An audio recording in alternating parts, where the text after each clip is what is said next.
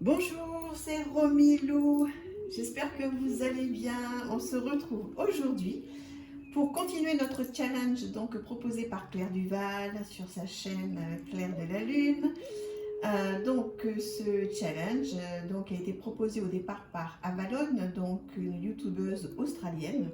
Et nous en sommes aujourd'hui à la 16e question. Alors, avec quel jeu travaillez-vous en ce moment ? Eh bien, en ce moment, je travaille avec un jeu qui n'est vraiment pas d'aujourd'hui et qui s'appelle l'Anakataro, que vous connaissez certainement et que j'aime énormément. Alors, comme je vous l'ai dit dans un autre challenge sur une autre vidéo, c'est pas le genre de boitage que je préfère, mais bon. Donc, le Anakataro, je l'ai découvert il y a très peu de temps en fait. Enfin, je l'avais vu passer, mais je ne l'avais pas acheté. Je ne sais pas pourquoi, il ne me parlait pas au moment où je l'ai découvert, où je l'ai vu passer. Et en fait, je l'ai redécouvert sur la chaîne de Claire. Et effectivement, la manière dont elle en a parlé m'a complètement convaincue sur le fait que moi aussi, j'ai besoin de ce jeu. Et depuis que je l'ai acheté, effectivement, je m'en sers.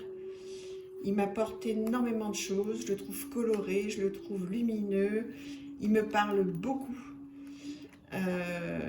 Il est dans la vraie vie, quoi. C'est la vraie vie, des vraies scènes d'aujourd'hui. Enfin, d'aujourd'hui. Non, pas d'aujourd'hui, mais des vraies scènes, des vraies scènes de la vie quotidienne. Et 6 de coupe.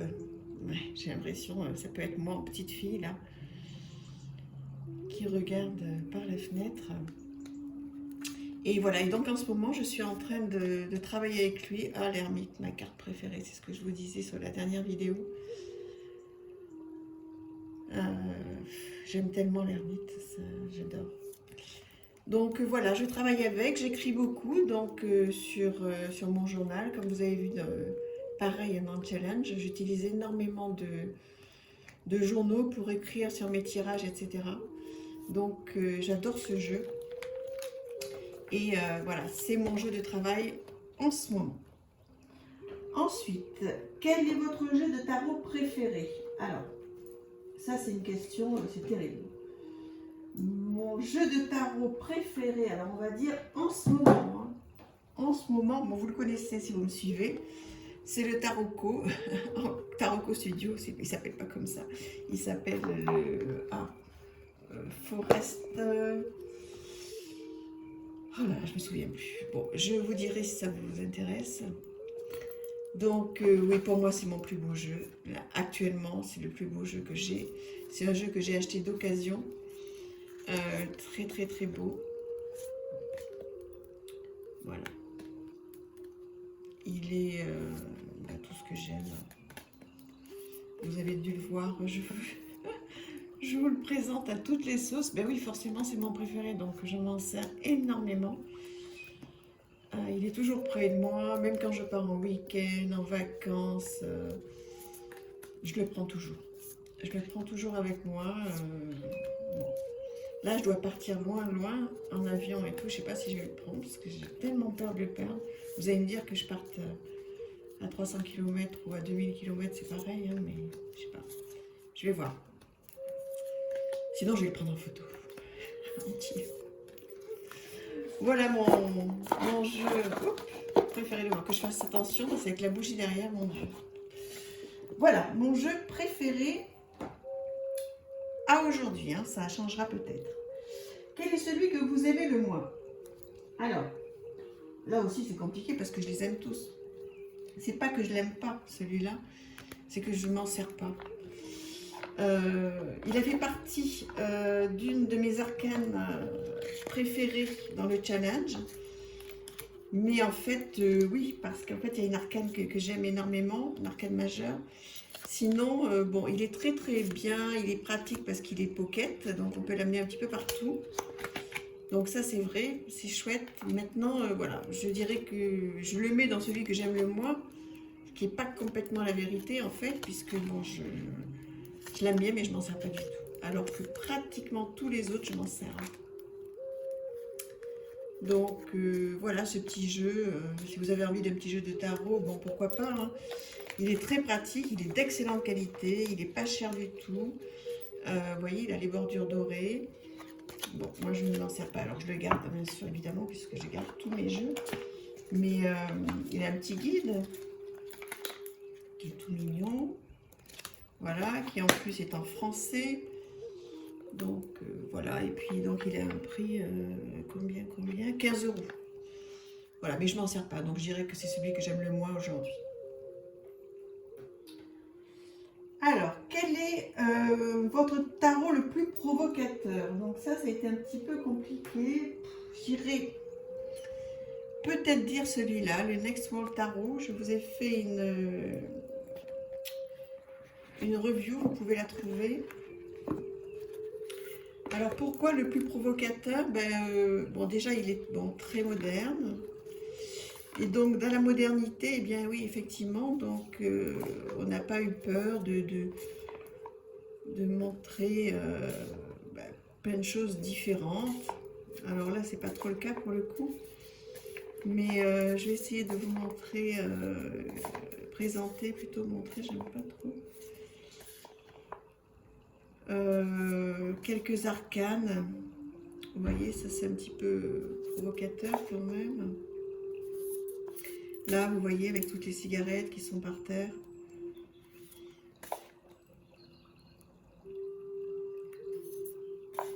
Oui, alors on va dire provocateur, oui. Oui, c'est celui que je trouve peut-être le plus provocateur. Vous voyez, celui-là, le 3 d'épée. Bon, ce 2 d'épée, peut-être, oui, qu'il est provocateur. Vous voyez, on voit que madame n'est pas épilée. Pourquoi pas. Donc voilà, c'est celui que je trouve le plus provocateur. Et encore, moi, il ne me choque pas du tout. Au contraire, je l'adore ce jeu. Il me fait poser plein de questions. Il me fait énormément avancer sur plein de choses. J'adore. Je l'adore. Mais bon, il fallait en choisir un. Donc j'ai choisi celui-là. Donc, bon, provocateur, entre guillemets. Entre guillemets. Il est top, celui-là. Vous pouvez le retrouver sur le roi de coupe. Il est magnifique. Alors, les arcanes sont... Je fais attention. Les arcanes sont immenses. C'est de grandes arcanes. Très, très bonne qualité. Donc, voilà. Et ensuite, la question. Possédez-vous des jeux auto-édités? Ben oui. Alors, je vous en ai sorti quelques-uns, mais je ne peux pas tous vous les sortir parce que j'en ai énormément. Alors, j'ai évidemment le tarot renard que vous connaissez de Célia Mélesville. J'ai celui-ci aussi de Célia qui est, je ne me rappelle plus, c'est un petit normand celui-ci. Oui, c'est le reflet de lune, bien sûr. Le reflet de lune. Hop, le Tanis. Voilà, que vous connaissez également, je pense. Je vous montre juste comme ça parce que je ne vais pas vous faire la review. Surtout que pour la plupart d'entre vous, vous êtes tous des connaisseurs, vous connaissez tous ces jeux-là. Voilà, j'arrive pas à l'ouvrir. C'est toujours quand on veut. Il fonctionne très bien le pochon, c'est moi qui suis maladroite. Donc le Tanis, le normand, ça c'est le... Oui, je suis un peu dingue des jeux de Célia, vous avez dû remarquer. Le Lily White version Pocket. Ensuite, j'ai celui-là, le Baba Yaga, qui est trop mignon. Enfin, trop mignon. Je ne sais pas s'il est mignon, mais en tous les cas, je l'adore.